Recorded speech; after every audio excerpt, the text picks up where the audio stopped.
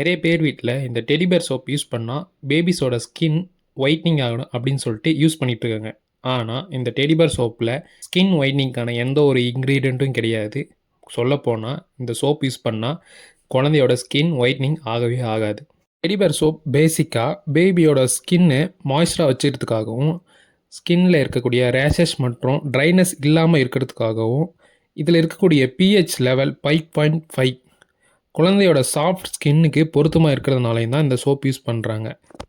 நீங்கள் நினைக்கிற மாதிரி இந்த சோப்பில் ஸ்கின் ஒயிட்னிங் ஆக்கக்கூடிய எந்த ஒரு இன்க்ரீடியண்ட்டும் இல்லை அப்படின்னு தெரிஞ்சுக்கோங்க.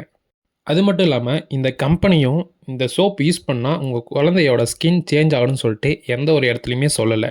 மார்க்கெட்டில் இருக்கக்கூடிய சோப்பில், அதாவது பேபி சோப்ஸில் இந்த டெடி பேர் சோப் நல்ல சோப் தான். பட் இதை யூஸ் பண்ணனால உங்கள் குழந்தையோட ஸ்கின் ஒயிட்னிங் அல்லது லைட்னிங் ஆகாது. இந்த வீடியோ எதுக்குன்னா, நிறைய பேர் இந்த டெடி பேர் சோப் நம்ம இந்த சோப்பு போட்டால் நம்ம ஸ்கின் அதாவது குழந்தையோட ஸ்கின் பார்த்திங்கன்னா ஒயிட்னிங் ஆகும், குழந்தை வெள்ளையாகும் அப்படின்னு சொல்லிட்டு யூஸ் பண்ணிகிட்ருக்காங்க. பட் கண்டிப்பாக இதில் இருக்கக்கூடிய இன்க்ரீடியன்ஸ் அதுக்கு பார்த்திங்கன்னா சப்போர்ட் பண்ணாது. பேபிஸோட ஸ்கின் கலரை மெயின்லி டிட்டர்மைன் பண்ணுறது அந்த குழந்தையோட ஜீன்ஸ் தான். ஸோ உங்களால் எதுவுமே பண்ண முடியாது. குழந்தைய கலரை மாற்றுறேன், சேஞ்ச் பண்ணுறேன், ஒயிட்டிங் ஆகுறேன்னு சொல்லிட்டு மார்க்கெட்டில் இருக்கக்கூடிய எல்லா விதமான சோப்பும் ட்ரை பண்ணி குழந்தையோட ஸ்கின்னை டேமேஜ் பண்ணாதீங்க.